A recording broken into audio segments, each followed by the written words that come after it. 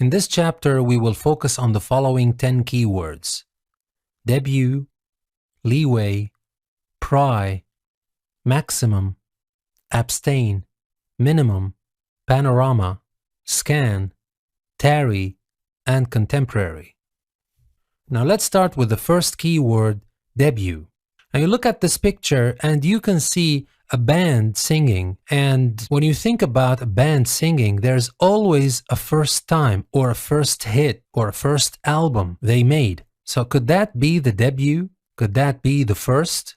Let's find out. Now debut is a countable noun. The debut of a performer or sports player is their first public performance, appearance, or recording. For example, it was the fastest selling debut album in the history of the British charts. So debut is the first performance, appearance, or recording. So the next time you remember this picture of this band singing, remember the word debut and what it means. And now for the next keyword, leeway. Now you look at this picture and you can see that the man is trying to reach out for something, but he's tied. He doesn't have room to move, or at least not enough room to move. Does that have to do with the word leeway? Let's find out. Now, leeway is an uncountable noun. Leeway is the freedom that someone has to take the action they want to or to change their plans. For example, rarely do school teachers have leeway to teach classes the way they want. They don't usually have the freedom to teach the way they want. And synonyms for leeway are the words room, play, space, or margin. So the next time you remember the picture of this guy trying to reach out for something, but obviously he doesn't have the freedom to do it, remember the word leeway and what it means. And now for the next keyword, pry. Now you look at this picture and you can see this man who's trying to look at something, but obviously he's hiding behind something. So maybe he's poking his nose in things he should not. Can we say that he's prying? But what does pry mean? Let's find out. Now, pry is a verb. If someone pries, they try to find out about someone else's private affairs or look at their personal possessions. Maybe just like this guy we saw in the picture. For example, we do not want people prying into our affairs. We do not want people to get involved or to find out about our private affairs. Another example, she thought she was safe from prying eyes and could do as she wished. And synonyms for pry are the words be inquisitive, peer, interfere, and poke. Now, pry can be used in a different context. If you pry something open or pry it away from a surface, you force it open or away from a surface. So that is so different from the first meaning. For example, they pried open a sticky can of blue paint. Or I pried the top off a can of chili. I forced it open. And finally, we have another context for pry. If you pry something such as information out of someone, you persuade them to tell you although they may be very unwilling to. And that is usually used in American English. For example, they impersonated reporters to pry personal records from phone companies. So they did that to persuade phone companies to give away information they were not willing to give, but they impersonated reporters to do that. So the next time you remember the picture of this young man trying to look at something that is none of his business, remember the word pry and what it means. And now for the next keyword, maximum. Now you look at this gauge that is used to measure speed in cars or other vehicles, and you can see that obviously the car, let's say it's a car, it is not moving at the moment, but if it moves, we will see that this pointer will move to 20 kilometers per hour, 60, 80, maybe to 160, which is the maximum this vehicle can get. Is that the meaning of maximum? Let's find out. A maximum is an adjective. You use maximum to describe an amount which is the largest that is possible, allowed, or required. For example, under planning law, the maximum height for a fence or hedge is 2 meters. That's the maximum you can get. You can't go over that.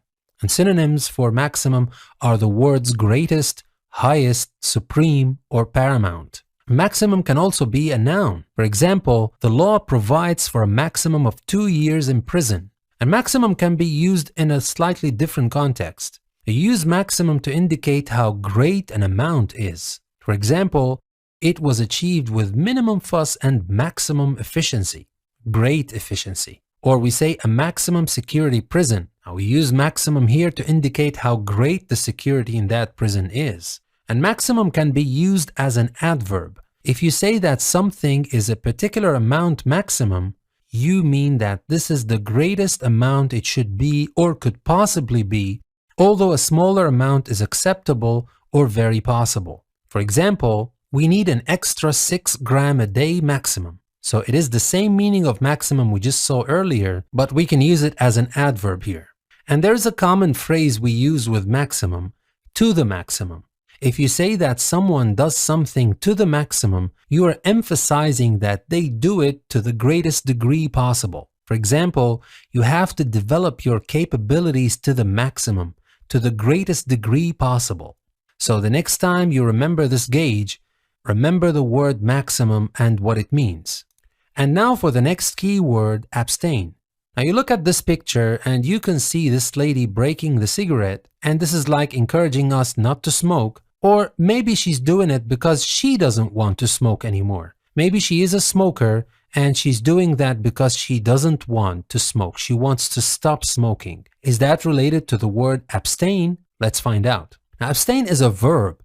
If you abstain from something, usually something you want to do, you deliberately do not do it. It's exactly what you need to do if you want to stop smoking. And this is a formal use. For example, we say, do you drink alcohol, smoke, or abstain?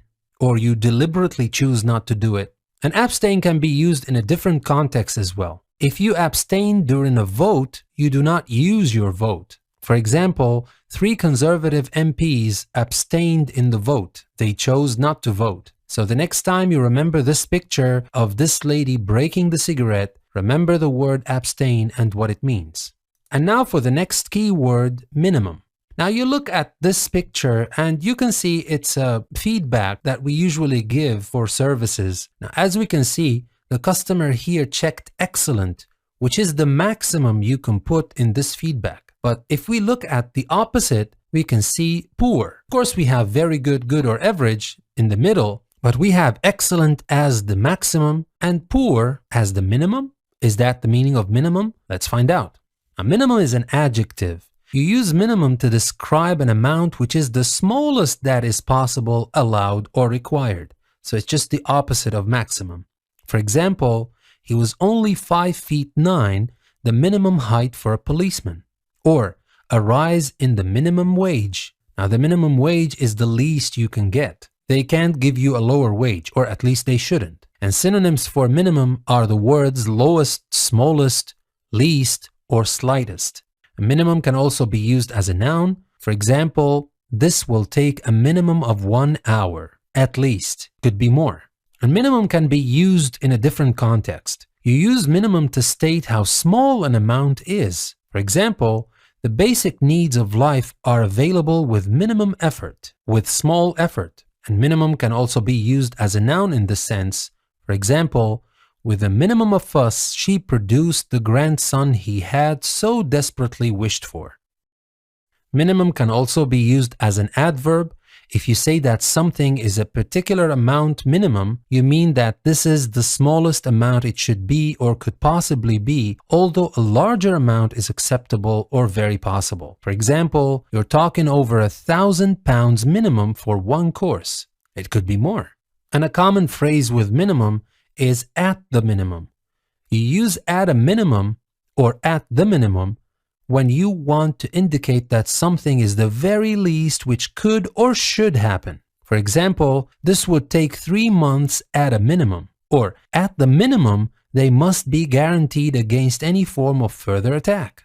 And there's another common phrase with minimum. We say to a or to the minimum. If you say that someone keeps something to a minimum or to the minimum, you mean that they keep the amount of it as small as possible. For example, office machinery is kept to a minimum, as small as possible. Or you can say she has now cut her teaching hours to the minimum. She can't cut them no more because that is the least, the smallest amount possible she can get. So the next time you remember this picture of the customer feedback, remember the word minimum and what it means. And now for the next keyword, panorama. Now, if you look at this picture, we can see it's a beautiful picture. The landscape is wonderful. The lake is mirroring the mountains and it's all perfect. But also note the idea of how wide the shot is. We can see a wide range of the landscape in this one shot. Could this be the meaning of panorama? Let's find out. Panorama is a countable noun. A panorama is a view in which you can see a long way over a wide area of land, usually because you are on high ground. For example, Horton looked out over a panorama of fertile valleys and gentle hills. And synonyms for panorama are the words view, prospect, scenery, or vista. And panorama can also be used in a different context. A panorama is a broad view of a state of affairs or of a constantly changing series of events. For example, the play presents a panorama of the history of communism. So it presents a broad view of the history of communism. And synonyms for panorama in this context are the words survey, perspective, overview, overall, and picture. So the next time you remember this picture of the mountains and this beautiful lake, remember the word panorama and what it means. And now for the next keyword, scan. Now you look at this picture and you can see a common sight we see when we go to places and buy things. This is a barcode and they usually use this machine to scan the barcode. Well, we already used it to scan the barcode. But is scan only used for barcodes? I don't think so. Let's find out. Now, scan is a verb. When you scan written material, you look through it quickly in order to find important or interesting information. For example, she scanned the advertisement pages of the newspapers. And synonyms are glance over, skim, look over, and eye. Now, scan in this context can also be used as a noun. For example, I just had a quick scan through your book again. But that's not all about scan. We can use scan in a different context. When you scan a place or group of people, you look at it carefully, usually because you are looking for something or someone. For example, the officer scanned the room. He looked at the room very carefully because he is looking for someone.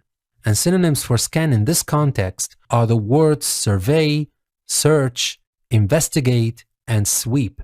And that's not all. If people scan something such as luggage, they examine it using a machine that can show or find things inside it that cannot be seen from the outside, like in the airports. For example, their approach is to scan every checked-in bag with a bomb detector. They just want to scan them, they just want to examine them using a machine to make sure there are no bombs inside.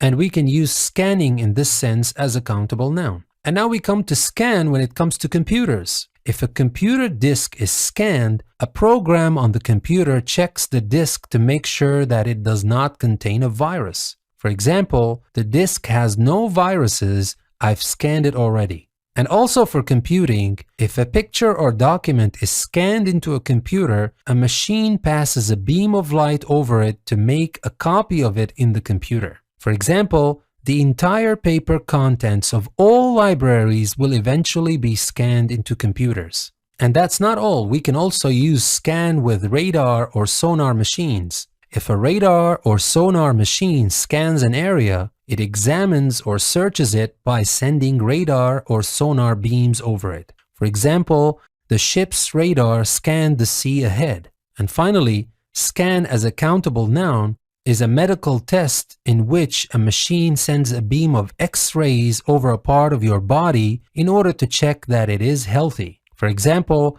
he was rushed to hospital for a brain scan. And synonyms for scan in this sense are the words examination, scanning, and ultrasound. So the next time you remember this picture of the barcode and this person scanning the barcode, remember the word scan and how we can use it in different contexts. And now for the next keyword, tarry. Now you look at this picture. Now we notice there is a suitcase and this man is supposed to go somewhere, but he's simply waiting. He's not ready to go yet. Who knows, maybe he's waiting for someone or something. But could that have the meaning of the word tarry? Let's find out. Now, tarry is a verb. Now, if you tarry somewhere, You stay there longer than you meant to and delay leaving. For example, two old boys tarried on the street corner discussing cattle.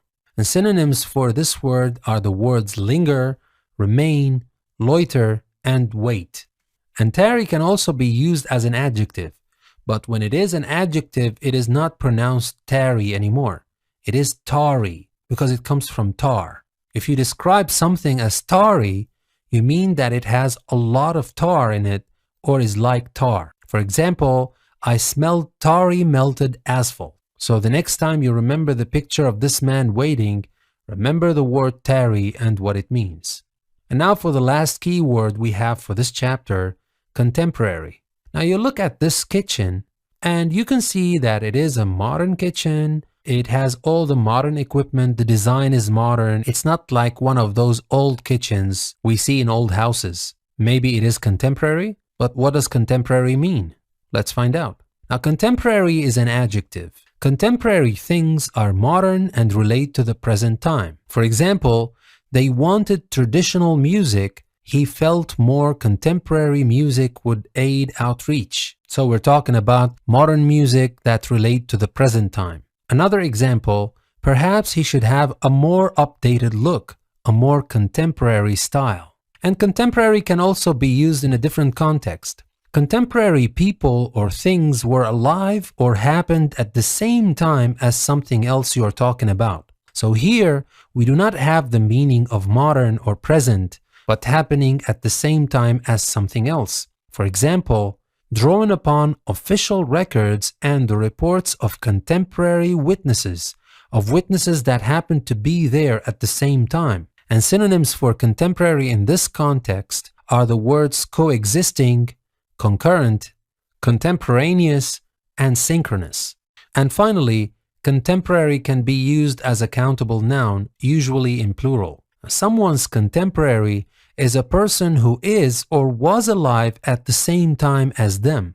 For example, like most of my contemporaries, I grew up in a vastly different world. Now, my contemporaries are people who are alive at the same time as me. Another example, a glossary of musical terms found in Shakespeare and his contemporaries. Now, contemporaries of Shakespeare are people who lived at the same time as Shakespeare. And synonyms for contemporary in this context are the words peer, fellow, equal, and compere. So the next time you remember the image of this modern kitchen, remember the word contemporary and what it means.